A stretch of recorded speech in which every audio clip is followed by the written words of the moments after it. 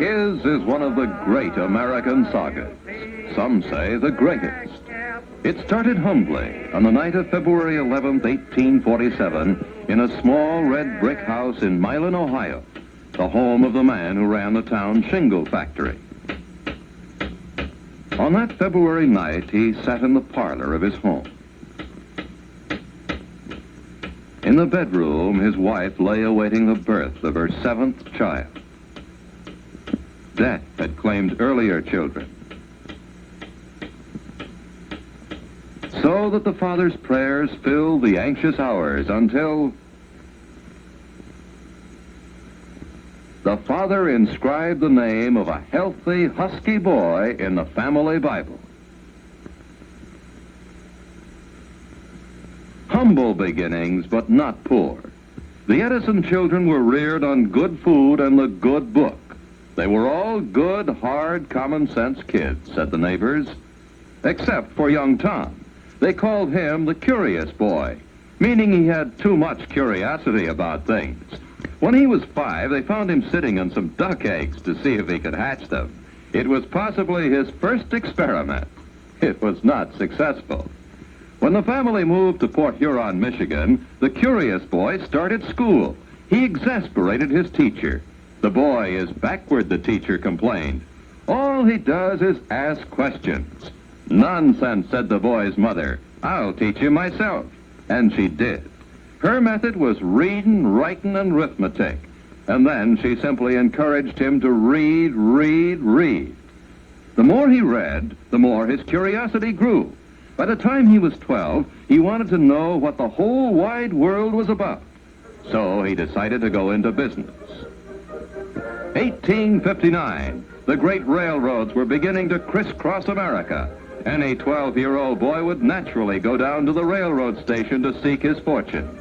Tom Edison talked the Grand Trunk Railway into giving him the job of selling candy and newspapers on the daily run from Port Huron to Detroit. He also talked the conductor into giving him a corner of the baggage car. In this corner, he set up a chemical laboratory.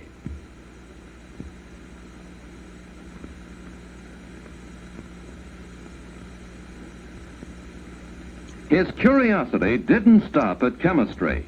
He got interested in printing when he was 14.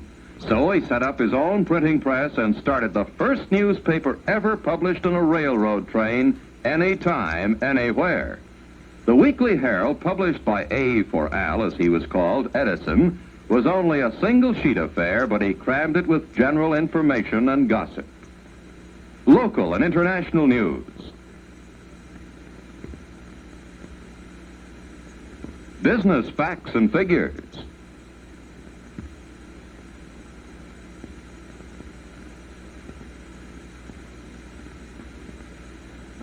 Vital statistics. Philosophy. Reason, justice, and equity never had weight enough on the face of the earth to govern the councils of men. But at the height of his success as chemist, candy butcher, publisher, philosopher, 2 accidents occurred. First, he became partially deaf. Deafness drove me to reading. My refuge was the Detroit Public Library. I didn't read a few books. I read the library.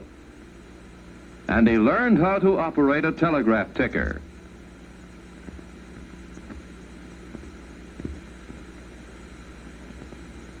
The second accident occurred when one day his chemical jars broke open and set fire to the baggage car.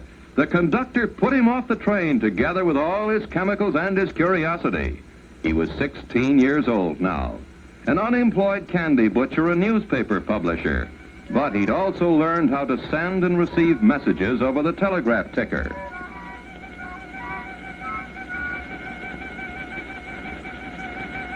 In 1864, he became a wandering telegraph operator, the fastest operator that ever came down the pike, also the most restless. Couldn't stay in one place for long. For 4 years, he ticked his way across the country, a kind of long-haired hobo, always tinkering with wires and things, but gathering no moss, making no money.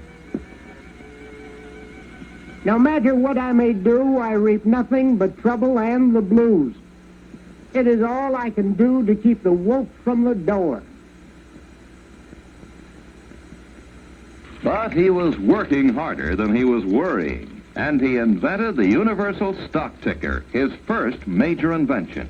Western Union paid him $40,000 for it. He took the money and invested in a dream. All during the hobo years, he had dreamed of building a laboratory. And finally, in 1876, he settled in the little town of Menlo Park, New Jersey. To his home there, he took his young bride, Mary Stillwell Edison. Close by the house, the main laboratory building was connected to the outside world by telegraph wires.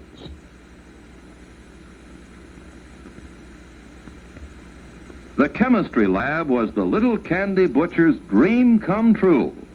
He filled his lab with the best technicians and the best machines money could buy. He was the first man to conceive of an invention factory, a hive of specialists on a belt line.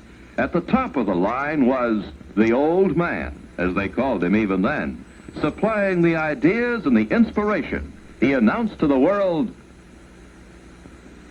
I produce a minor invention every month and a major one every 6 months. It was no idle boast, and the invention started pouring out of Menlo Park. To his deafness, he attributed one of his early contributions.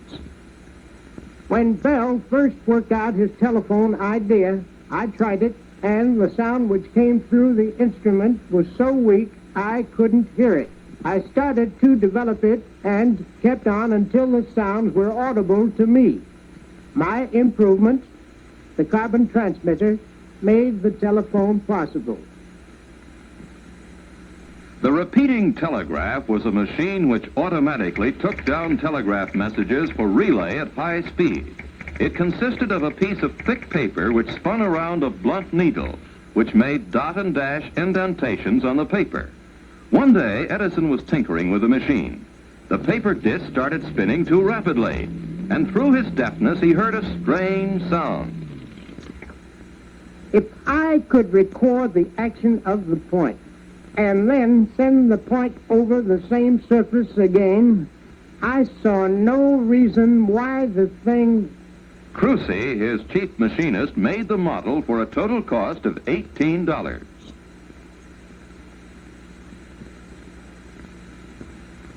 A group of assistants gathered around the old man's desk. None of them knew what the fantastic-looking thing was supposed to do.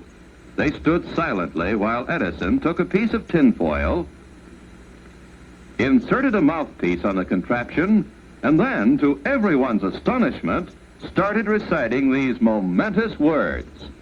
Mary had a little lamb, its fleece was white as snow, and everywhere that Mary went, the lamb was sure to go. I made a bet of 15 cigars that the machine would talk back to me.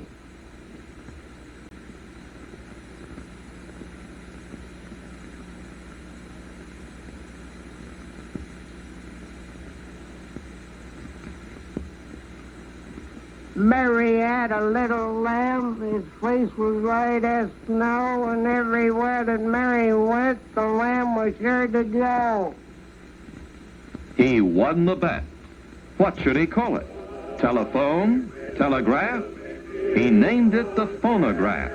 It became the sensation of the day and age. The 31-year-old inventor was invited to the White House to demonstrate his machine for President Hayes. Never in the whole history of science and invention had there been anything like this, a machine that talked, and the world clamored to listen to it. In restaurants and saloons and penny arcades, the first jukeboxes were installed, and while the words and music poured into every ear, the name of Edison was on every tongue.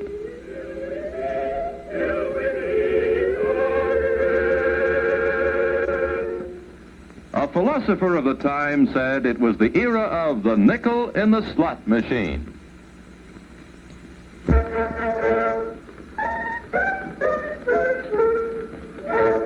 Every Saturday, Willie got his pay, then he called for Nell. It was was always Mr. Edison's own favorite invention.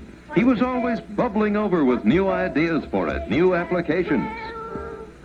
On Nellie's little hat, there was... He had hoped the little box would be a great educational device, recording the Washingtons and Lincolns for posterity. But what the public wanted from it was entertainment.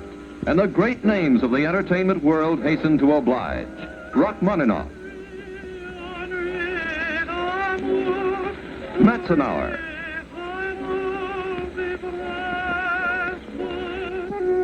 Albert Spaulding,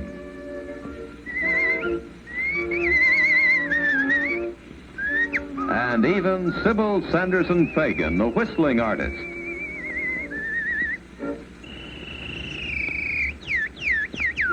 And as the years went by, they trooped in and out of Edison's recording rooms.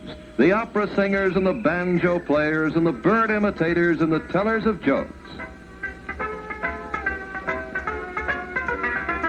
And the records poured forth, hundreds of them, thousands, hundreds of thousands. From the needle that scratched the tinfoil, $1 million industry was born.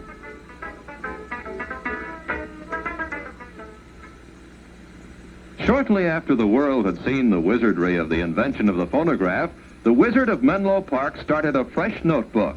It was the first of many on a new subject.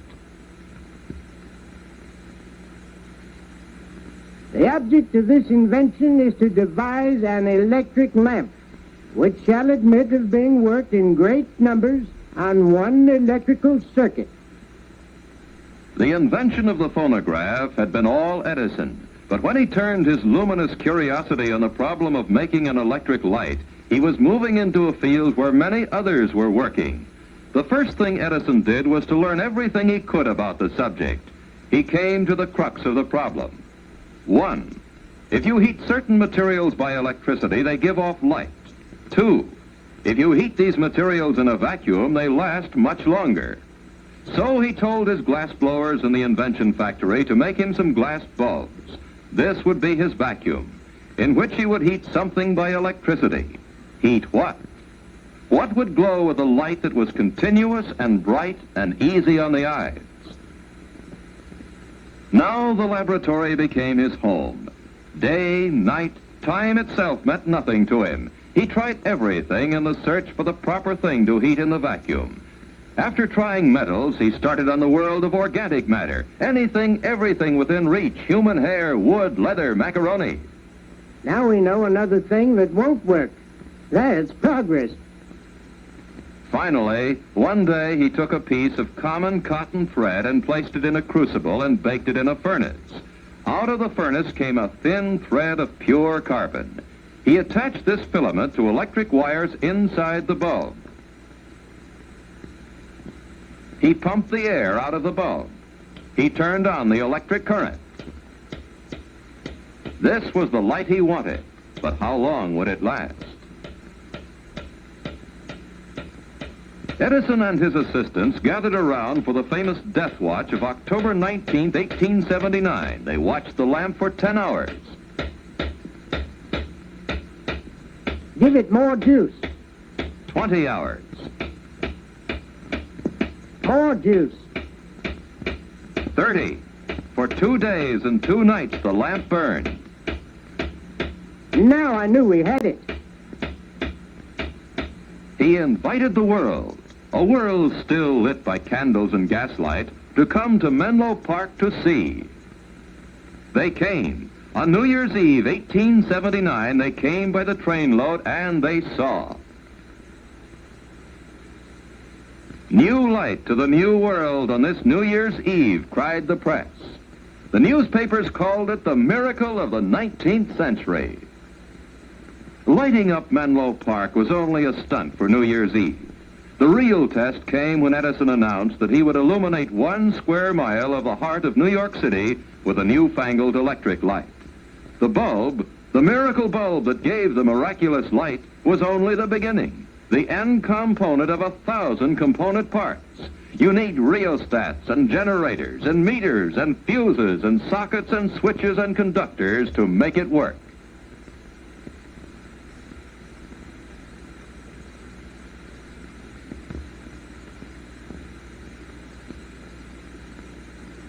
The incandescent light was not one, but 360 different inventions all welded together. To lay his lines and cables, he had to dig down into the bowels of the city. Edison himself supervised every move day and night. In later years, he was to say, "This was the greatest adventure of my life." to make light, you need power. He took a building on Pearl Street in Lower Manhattan and turned it into the first power plant for electric light in the United States. It started with coal furnaces in the basement. The coal made steam.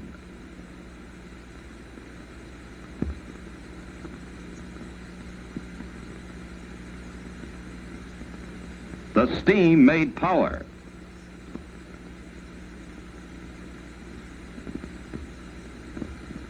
The power turned the generators.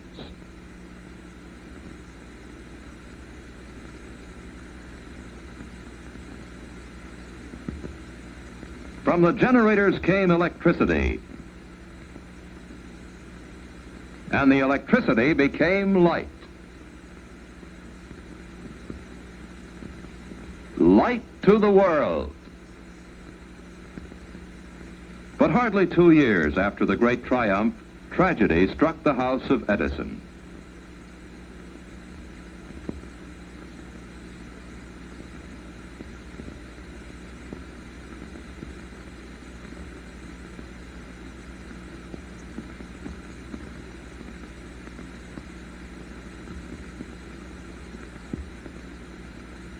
He tried to lose himself in work, but to the great giver of light, Menlo Park was full of shadows now. He had to move away from the place where he had lived for 8 happy years. 2 years after Mary Edison died, he found a haven in West Orange, New Jersey, in the lordly house called Glenmount. In the year 1886, he was 39 years old when he married Nina Miller, herself the daughter of an inventor.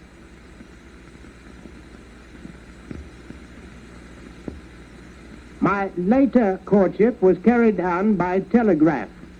I taught the lady of my heart Morse code, and we got along much better than we could have with spoken words by tapping our remarks to one another on our hands. Presently, I asked her thus if she would marry me. The word yes is an easy one to send by telegraphic signals, and she sent it. And here he took his new bride to live. Beyond the fields of Glenmount, just down the road, he built his new laboratory. Brick this time, the finest invention factory in the world, the big brother of Menlo Park.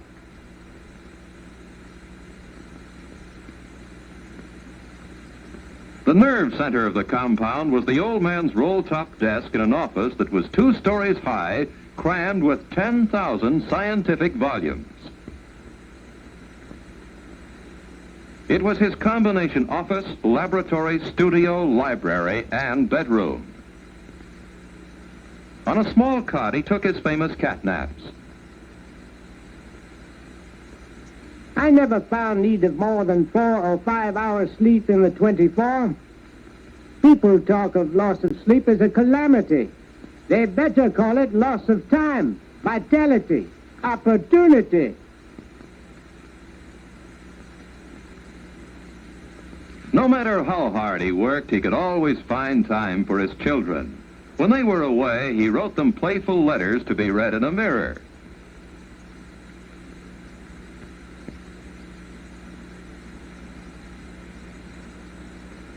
On one of their toys, the wheel of light now caught his fancy.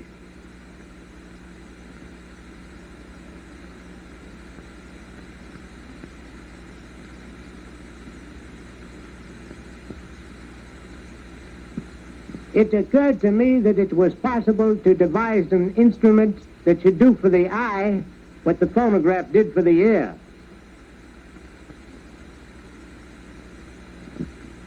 His first idea was to put a continuous line of tiny photographs on a cylindrical shell, just like a photograph record, then to rotate the shell and let the eyes look at the photographs through a magnifying glass. It didn't work well enough to suit Edison. Then he thought, if he could put a long line of photographs on some sort of strip or tape, on something you could roll up. One day he saw an advertisement for a new kind of camera designed by a man named George Eastman. It took pictures on celluloid. Without George Eastman, I don't know what the result would have been in the history of the motion picture. He tried to develop a narrow strip of sensitized film that would operate on a roll.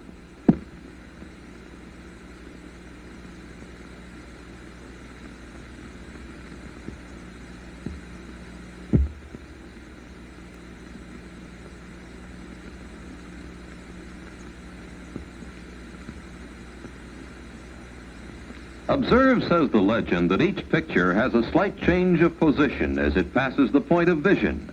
The rapid photograph of these different stages of movement upon a long strip of light-sensitive film creates the illusionary spectacle of movable figures.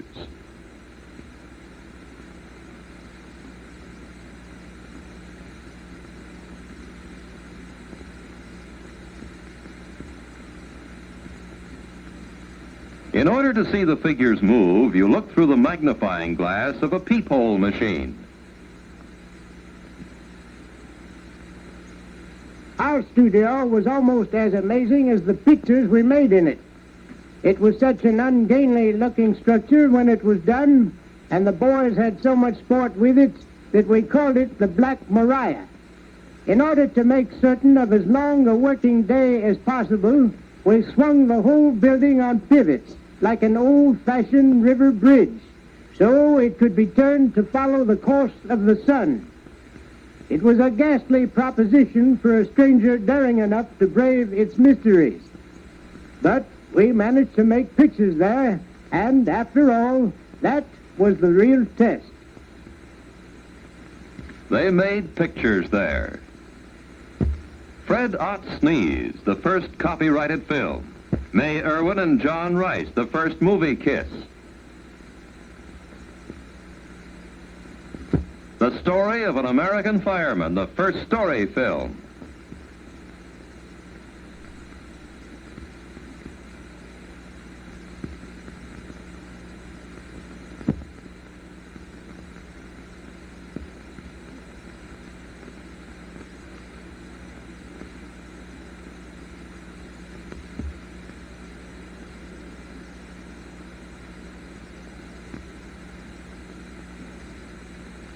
Did you know that one of my first thoughts for the motion picture was to combine it with the phonograph? My plan was to synchronize the camera and phonograph so as to record sounds when the pictures were made and reproduce the two in harmony. Talking pictures.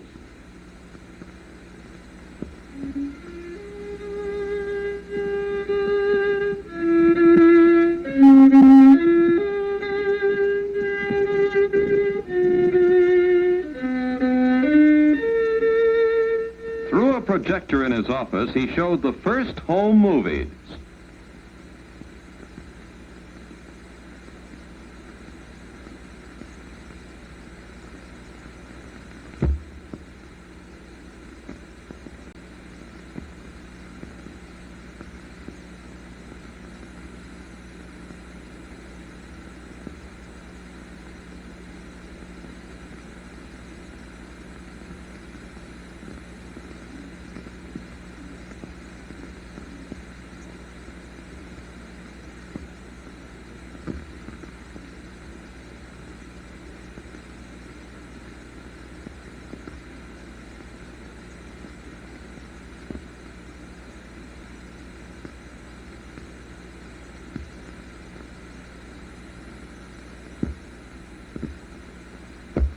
The camera followed on one of his camping trips with his good friends Henry Ford, Harvey Firestone, and the naturalist John Burroughs.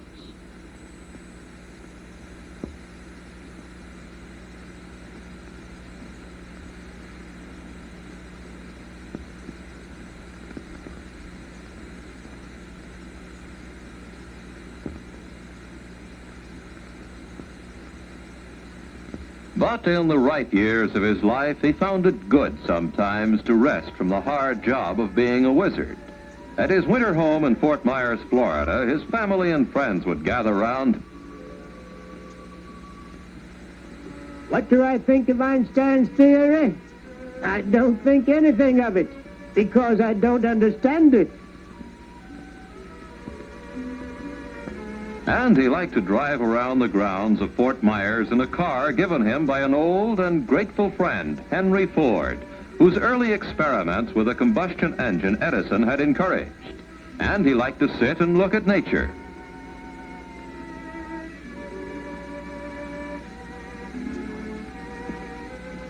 Good day for an angel's picnic.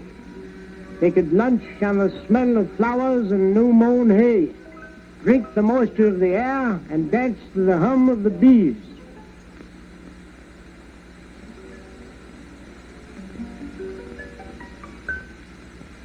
But even in Fort Myers, he couldn't sit still for very long. Close by his home, he built a small laboratory. His friends Ford and Firestone had presented him with a great challenge. Could he find a domestic source of natural rubber?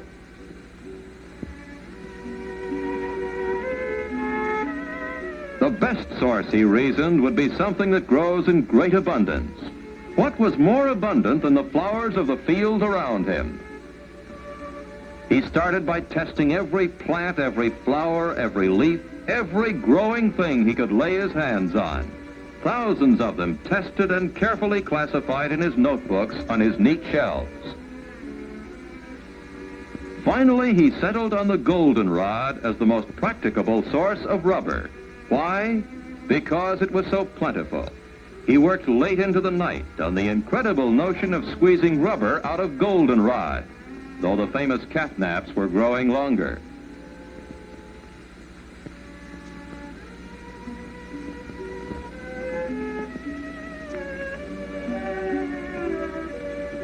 He didn't give up until, out of the lowly goldenrod, he actually produced his last legacy to humanity. His desk at the West Orange Laboratory is, as he left it, crammed full of innumerable projects, improvements on the old inventions, plans for many, many new inventions, telephone, telegraph, dynamo. He had taken out the incredible number of 1,097 patents in his 84 years of life, and still he could envision with youthful fervor. When I look around at the resources of the electrical field today, I feel I would be glad to begin again my work as an electrician and inventor. And we veterans can only urge upon our successors, the younger followers of Franklin and of Kelvin, to realize the measure of their opportunities and to rise to the height of their responsibilities in this day of electricity.